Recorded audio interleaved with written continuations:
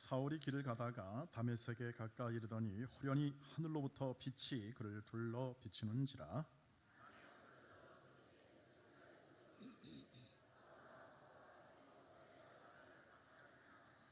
대답하되 주여 누구시니까? 이르시되 나는 내가 박해하는 예수라.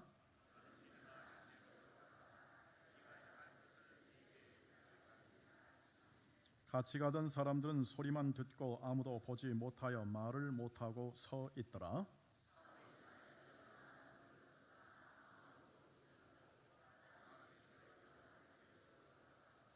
가졌습니다. 사흘 동안 보지 못하고 먹지도 마시지도 아니하니라. 아멘. 할렐루야. 오늘도 이 말씀 가운데 임하시는 성령의 깨닫게 하신 은혜가, 말씀에 깨닫게 하신 은혜가 우리 가운데 충만하기를 축복합니다. 오늘은 아주 특별한 사건이 성경 안에 기록된 것을 우리가 함께 읽었습니다. 사울이 바울되는 장면입니다. 즉 사울이라고 일컬어지는 아주 장래가 촉망받던 그러한 랍비요, 그리고 관리요, 그리고 아주 중요한 율법을 수호했던 한 사람이 회심하고 그리고 변화되는 과정을 아주 극적으로 그려낸 그러한 성경 말씀을 읽었습니다. 이것을 일컬어 사도 바울의 부르심이라고 이렇게 얘기합니다. 바울이 극적으로 하나님의 부르심을 받아 회개하고 돌이켜 하나님의 말씀을 따라 이방인의 사도로 부르심을 받는 아주 놀라운 장면 중에 하나입니다. 그래서 이 본문을 우리가 많이 읽었고 또 이런 본문에 따라서 임한 설교를 많이 들으며 또 하나님의 부르심에 관한 여러 가지 이야기를 아마 우리가 신앙생활하면서 여러 번 들었을 거라고 생각합니다. 이 바울의 이야기, 하나님이 부르신 이야기는 정말 놀라운 이야기입니다. 하늘의 영광이, 빛이 호련히 임해가지고 그 영광의 빛 가운데 말씀하시는 음성을 듣고 돌이켰던 바울. 아마 바울의 삶에서 가장 인상 깊고 가장 깊은 그러한 충격적인 사건은 바로 이 사건이었음을 아마 틀림없이 그가 지금 우리에게 온다면 진술하리라고 생각합니다. 왜냐하면 이 하나님이 부르신 이 부름의 사건은, 이 일은 뭘 보여주냐면 바울의 삶 전체에 이 바울의 삶을 아주 관통하는 하나님의 은혜, 주님의 은혜가 바울의 생애 가운데 있음을 말해주는 그러한 사건이요, 그 삶을, 그 바울의 모든 그 영광스러운 삶을 시작하게 하고 이끌어내는 하나님의 은혜의 사건이기 때문에 그렇습니다. 이렇게 표현했습니다. 제가 설교 제목을 달 때 바울의 삶을 관통하는 은혜, 이게 바로 이 오늘 부르심 안에 있다고 하는 것입니다. 이 부르심 안에 있는 하나님의 은혜, 그리고 그 하나님의 은혜가 이 부르심을 인하여 그의 인생 가운데 전체에 흐르고 있다. 다 같이 바울 되시기를 축복합니다. 그래서 축복합니다. 그러나 똑같이 되지 마십시오. 눈이 멀었습니다. 이렇게 순간 눈이 머는 그러한 일이 있었습니다만 나중에 다시 안수기도해서 다시 완전히 보게 되고 놀라운 은혜의 삶을 살았는데요. 그러나 우리가 오늘 이 바울되게 만든 그의 삶의 전체를 관통시키는 하나님의 은혜 시발점이 된 이 부르심의 사건에 담긴 은혜는 꼭 기억하고 누리시기를 축복합니다. 어떤 은혜입니까? 찾아오시는 주님의 은혜입니다. 찾아오시는 주님의 은혜. 우리가 찾아가는 게 아니라 찾아오셨습니다. 그것도 호련히 찾아오는 거죠. 예상한 게 아닙니다. 바울이 다마스커스, 지금 시리아 지방인데요, 다마스커스로 가는 도중에 거의 다마스커스에 이르렀을 때 하늘로부터 호련히 찾아왔다. 빛으로 찾아왔다. 처음에는 예수인지 몰랐어요, 바울이. 왜냐하면 영광의 빛이 비치는데 자기는 예수를 핍박하는, 예수 믿는 사람을 잡아다가 전부 다 예루살렘으로 소환해가지고 거기서 재판해가지고 전부 다 그냥 옥에 쳐넣어가지고 기독교 씨를 아주 탁 말려버리려고 그런 생각을 하고 갔는데요, 거의 이르렀을 때에 하늘로부터 음성이 들립니다. 어떤 음성입니까? 사울아 사울아 왜 내가 나를 핍박하느냐라고 말을 합니다. 야, 음성은 하나님의 음성인데, 이 소리는 하나님의 소리인데, 알죠, 바울은 이게 하나님의 소리라는 것을 압니다. 아는데 그 음성은 누구의 것입니까? 예수의 것이라는 거죠. 나는 예수를 핍박하고 있고, 나는 예수 믿는 사람들을 잡아 넣으려고 하고 있는데, 위에서 내가 추구했던, 내가 바라봤던 하나님의 음성이 들리는데 그게 바로 예수의 음성이에요. 여러분, 그러니 얼마나 놀랐겠습니까? 얼마나 심한 충격을 받았겠습니까? 나는 열심히 하고 있다고 그랬는데, 나는 열정을 다해서 가고 있었는데, 나는 최고의 최선을 다해 가고 있었는데 그 길이 내 길이 아니었다. 나는 지금 내가 사랑하는 하나님을 오히려 어떻게 한다? 방해하고 하나님의 아들의 음성을 들으면서 내가 완전히 잘못되었구나 하는 사실을 여기서 깨닫게 되는 거죠. 그것을 친히 누가 찾아와요? 주님이 음성으로 찾아오신 겁니다. 여러분, 세상의 모든 종교는요, 전부 다 내가 찾아가야 되는 겁니다. 다 찾아가요. 모든 종교는 전부 다 찾아가야 돼요. 내가 가서 빌어야 되고, 내가 가서 참선, 다시 말하면 수도, 그리고 훈련, 고난, 고행, 이런 것을 통해서 얻어야 됩니다. 내가 섬기는 대상을 만족시켜야 되는데, 여러분, 누가 그걸 다 만족시킵니까? 어떻게 만족시킵니까? 물론 이렇게 자신을 훈련하다 보면 우리 보통 인간보다 뛰어난 훈련을 받은 사람이 나오게 되어 있습니다. 오랫동안 산에 가서 어디 가서 뭔가 터득해 보겠다고 노력을 많이 하는데, 그들이 하는 말을 보면 너무나 평범한 거 있죠. 사실은 인간은 꼭 찾아가야 되는 거죠. 찾아가서 해결을 보려고 하는 거죠. 그러나 그 길이 찾아가 봤는데 그 길은 만족스러운 길이 아니었다는 것이 공통된 고백이죠. 바울의 부르심에 나타난 은혜는 주님이 찾아오시는 겁니다. 우리가 가지 못하니까, 우리가 가도 만날 수 없으니까 친히 찾아와 주셔서 우리의 인생에 가장 중요한 게 뭔가를 가르쳐 주실 뿐만 아니라 우리가 살아갈 길을 가르쳐 주시는 주님이 바로 오늘 이 부르신 부름의 은혜 안에 담겨 있다 하는 것이죠. 여러분도 주님이 찾아오셨습니까? 다양하게 찾아오시죠. 부모를 통해서 주님이 찾아오시기도 하고, 친구를 통해서도 주님이 찾아오시기도 하고, 또 가족의 어떤 일원이 오랫동안 기도하는 가운데 있는데 어느 순간에 통해서 찾아오죠. 주님은 항상 들어가겠다고 노크하십니다. 볼지어다 내가 문 밖에 서서 두드리려니 누군지 내 음성을 듣고 문을 열면 내가 그에게로 들어가 그로 더불어 먹고 그는 나로 더불어 먹으리라. 항상 찾아오셔서 뭘 베푸십니까? 은혜를 베푸십니다. 찾아오시는 은혜입니다.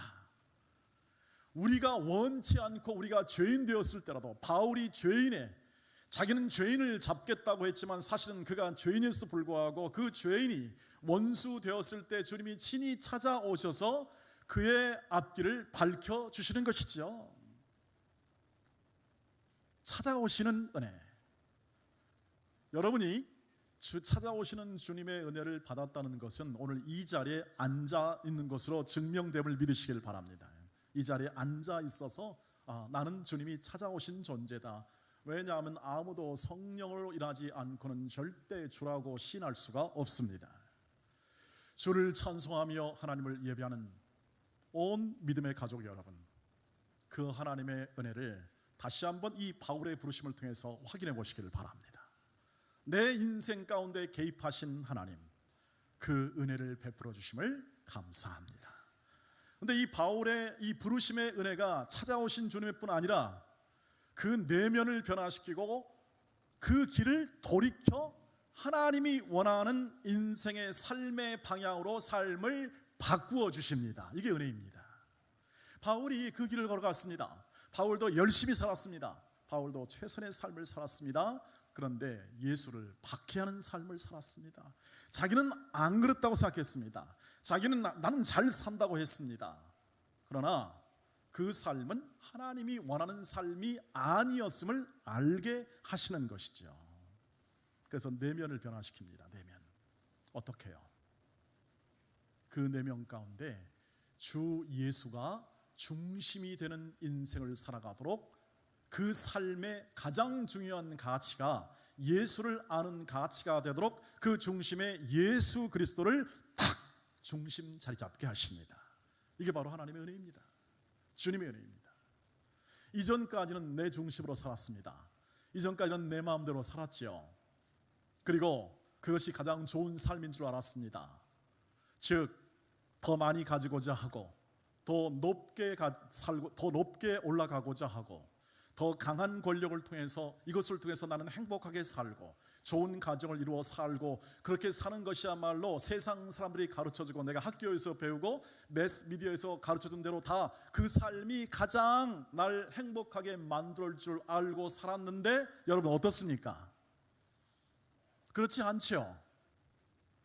지금 가장 높이 올라가면 가장 어디 갈 확률이 높습니까? 가막소. 가장 확률이 많아요. 정권이 바뀔 때마다 가장 위험합니다. 행복이 깨집니다. 여러분 사람이 한번 감옥에 가면 행복이 깨지는 것이죠. 바울은 체포자였습니다. 그런 사람, 소위 말하면 하나님을 불경스럽게 만드는 나쁜 사람들 다 체포해가지고 전부 다 가막소에 보내려고 했던 사람이죠. 그런데 그가 주님이 찾아오신 주님이 바꾸어 주었습니다. 이제는 그런 사람들 세우는 인생을 살아라. 그런 사람 세우는 인생 살아라. 완전히 변화된 거죠. 그가 취했던 모든 삶의 입장에서 완전히 방향 바꿨습니다. 유턴했습니다. 여러분 그가 회개했다는 얘기죠. 회개는 눈물을 흘려 하는 것만이 회개가 아니라 내 눈물을 흘리는 것은 정서적이고 감정적인 회개의 표시이겠습니다만 진짜 회개의 본질적 의미는 뭐냐면 유턴입니다. 내가 내 마음대로 살아왔고 내 뜻대로 살아왔던 삶에서 돌이켜서 하나님의 중심, 하나님의 아들 예수의 중심으로 살겠습니다라고 돌이키는 것을 회개라고 합니다. 회개. 돌이켰습니다. 돌이켜서 그 삶을 사는 거죠.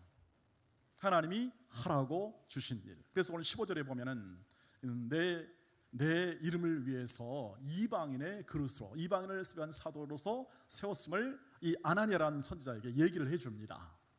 삶의 길을 바꿔주는 겁니다. 여러분 그렇게 될 때 어떻게 합니까? 예수 중심이 되었습니다. 그전에는 율법 중심이었습니다.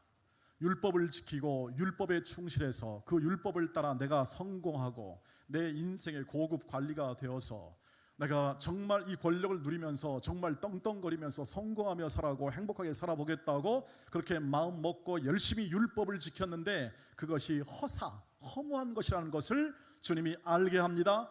주님이 마음에 오시니까 그걸 알게 되는 겁니다. 주님의 음성을 듣고 그분이 가르쳐 주니까 인생과 인생에 가는 길이 어떻게 합니까? 다르게 보이는 겁니다. 그 전에 가치 있게 여겼던 것들이 점점 가치가 없게 되고 주 안에서 새로운 가치가 그의 눈을 밝혀주게 되었습니다. 그래서 바울이 이 회심 사건 이후로 부르신 이 사건 이후로 그가 추구한 것은 뭐였냐면 오직 주 예수 그리스도와 함께 그분이 내 마음 안에서 일하시고 그분이 내 가정 안에서 내 일터 안에서 일하시고 역사하시고 나를 세워주시고 어떻게 내 인생의 이 모든 사역 가운데 일하시는지 그리고 역사하는지 그분의 놀라운 은혜의 일을 바라보고 순종하며 나가는 것이 그의 삶의 제1 가치가 되었습니다. 왜? 그분이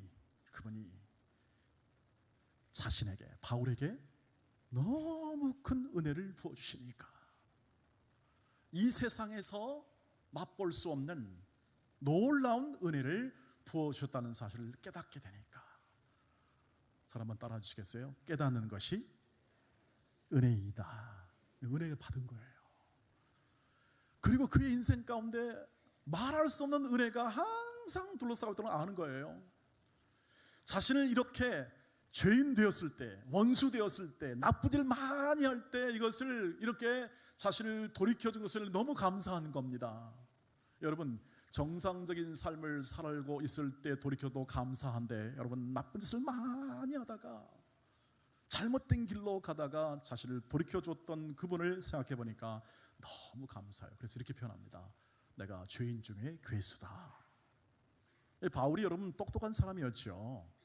랍비니까 구약 성경을 달달 외우고 박사 그룹이었으니까 지성이 충만한 사람이었죠. 그가 번성적으로 말하면 절대 죄인이 아니고 괴수도 아니었습니다. 하지만 예수의 은혜가 그 마음 가운데 딱 자리 잡으니까 그가 행해왔던 모든 것들이 별로 하나님 앞에 그다지 쓸모있는 행동이 아니었음을 절감하게 되는 거죠. 그래서 주 예수 그리스도를 아는 지식 외에는 내가 그 모든 것은 그냥 배설물로 여길 정도로 주 예수 그리스도를 중심에 모신 가치로 그 삶을 살게 되었던 거죠. 여러분, 저와 여러분을 부르시고 이 자리에 앉히시고 오늘 주 예수 그리스도가 저와 여러분의 중심되게 하심을 찬양하기를 바라겠습니다. 주 예수 그리스도가 구세주 되시고 나의 주인 로드, 나에게 주인 되심을, 마스터 되심을, 내 인생을 주관하심을, 그래서 예수가 항상 중심이 되고 예수 중심으로 내 삶을 이제 방향을 바꿔서 인도하신 하나님을 찬양합니다. 그것이 오늘 우리를 부르신 우리 부르심의 은혜 안에 부르셨기 때문에 우리의 인생 가운데 우리의 인생을 관통하는 하나님의 은혜가 있음을 찬양하시기를 바랍니다. 그 은혜가 우리를 에워싸는 것이죠. 사랑하는 우리 동원의 가족 여러분,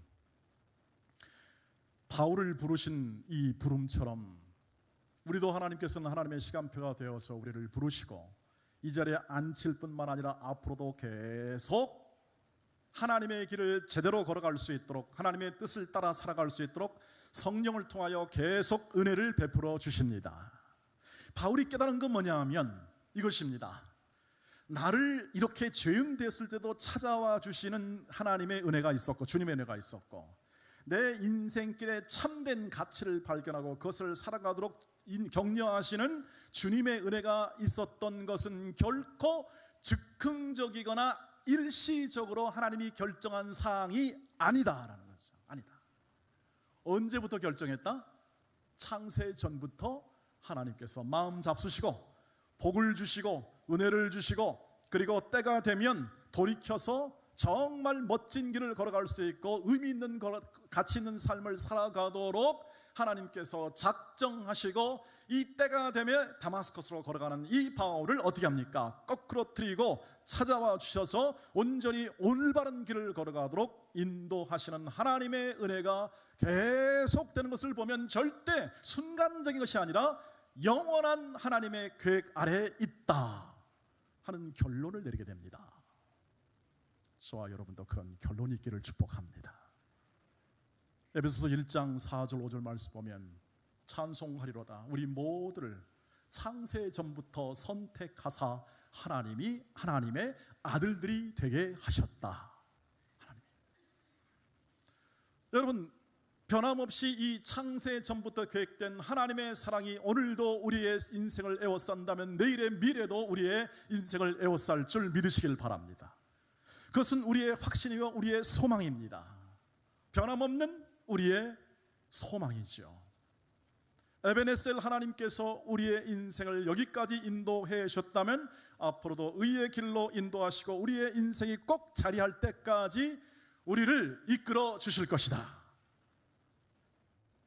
비록 우리가 연약하고 때로는 예배 시간에 이렇게 좋은 설교를 듣고도 졸지만, 연약한 순간에도, 그러나 이 자리에 주님의 큰 은혜가 여러분의 인생을 에워싸고 있으면 확인하시길 바랍니다. 그거 확인하고 가시길 바랍니다.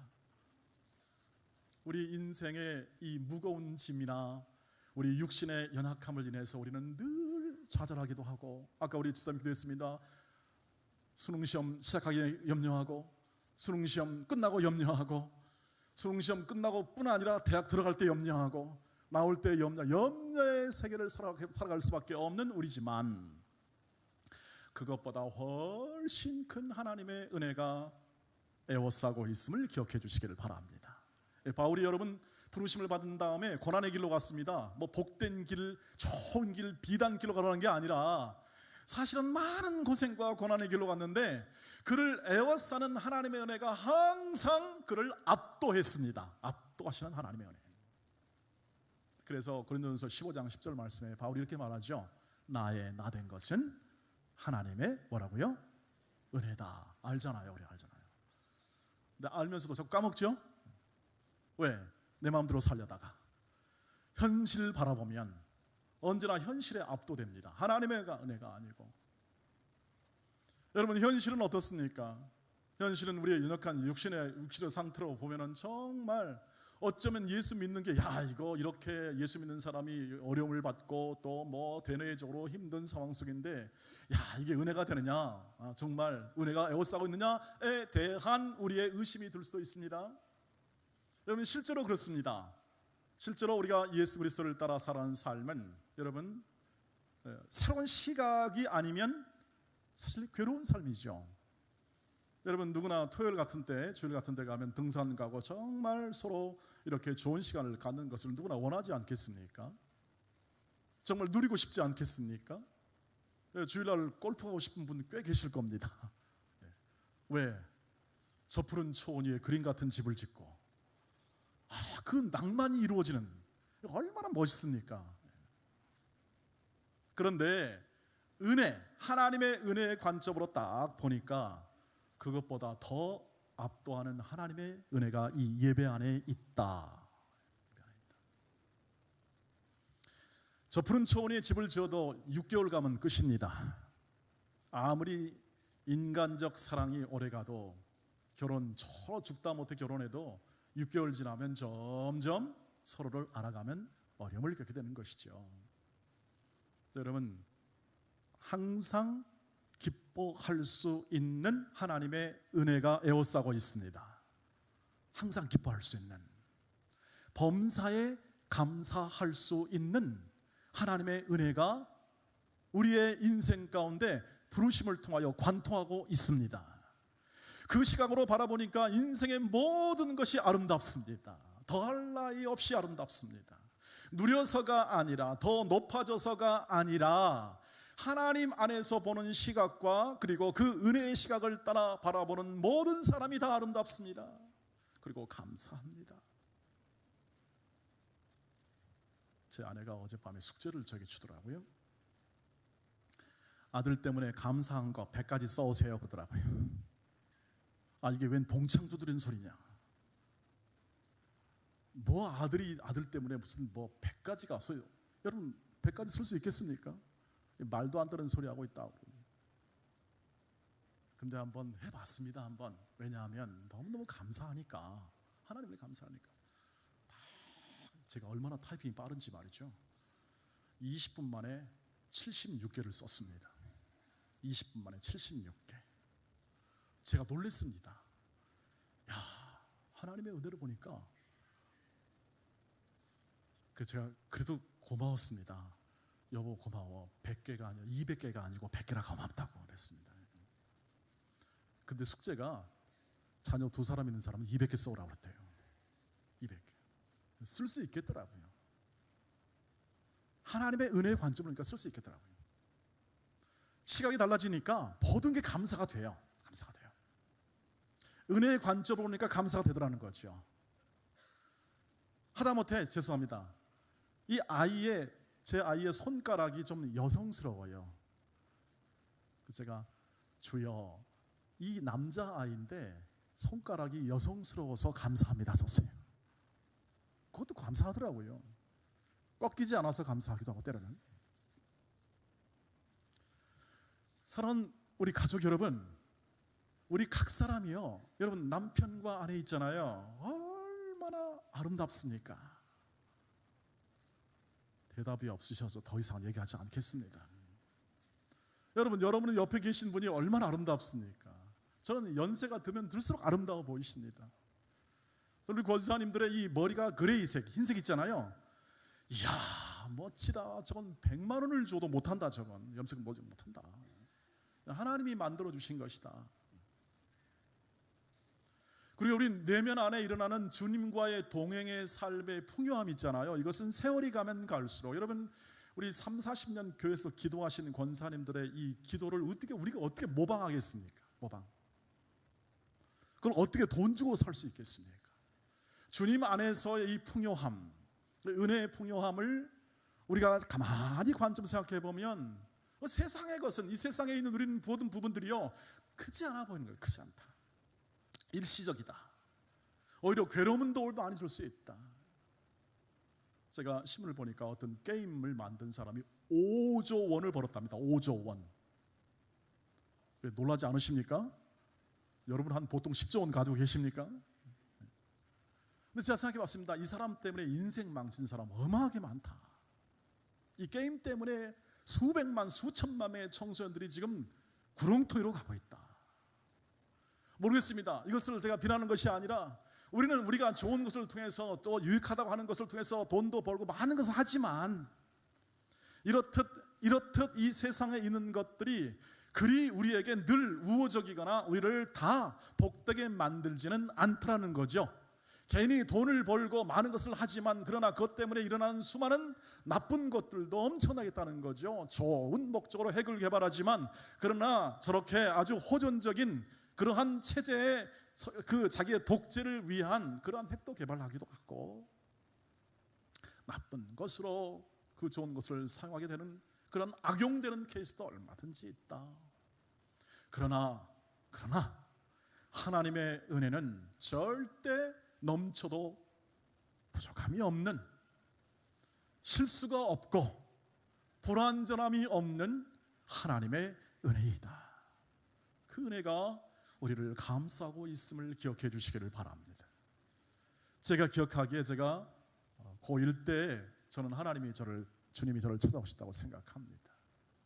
그리고 그 마음 가운데 예수를 따라갈 마음, 그 도를 따라갈 마음을 주셨어요. 생각한데 제게 굴곡이 있지만 주님 섬기는 기쁨과 하나님 나라, 즉 교회를 섬기는 기쁨을 아직까지 온전히 빼앗겨 본 적은 없는 것 같습니다. 마음에.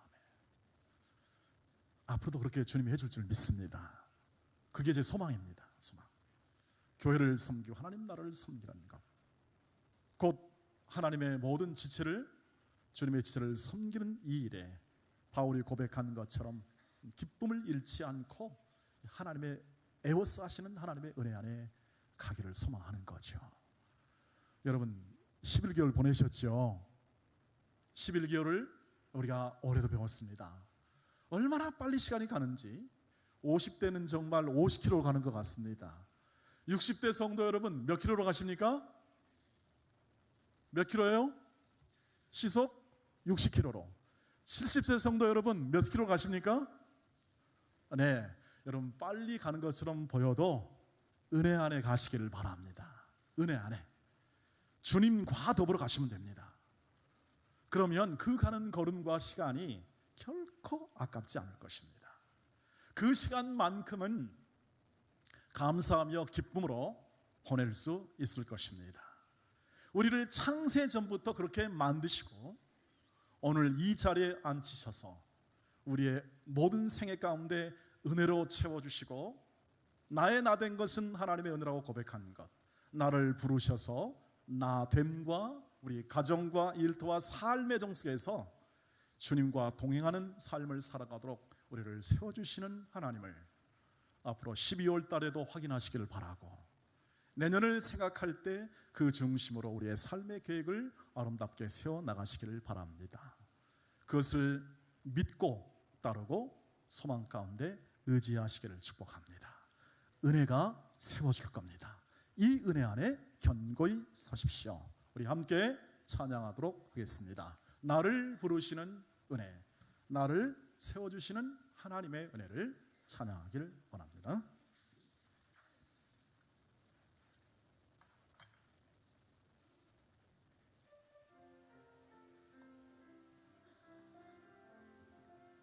우리 여러분 가사를 생각하시면서 천천히 부르겠습니다. 나를 지으신 이가 하나님, 나를 부르신 이가 하나님, 나를 보내신 이도 하나님, 나의 나 된 것은 다 하나님 은혜라. 나의 달려갈 길 나가도록, 나의 마지막 호흡 다하도록, 나로 그 십자가 품게 하시니, 나의 나 된 것은 다 하나님 은혜라. 한량없는 은혜, 갚을 길 없는 은혜, 내 삶을 애워 사는 하나님의 은혜, 나 조저함 없이 그 땅을 밟음도 나를 붙드시는 하나님의 은혜, 우리를 부르시고 우리를 세워주시는 하나님의 은혜. 음을 조금 낮춰주면 우리가 조금 수월하게 부를 수 있겠죠. 네, 함께 다시 한번 부르신데요, 이 찬송을 여러분 마음에 달고 사시기를 바랍니다. 그러면 풍성한 하나님의 은혜가 임재함을 우리 인생 가운데 많이 느낄 것입니다.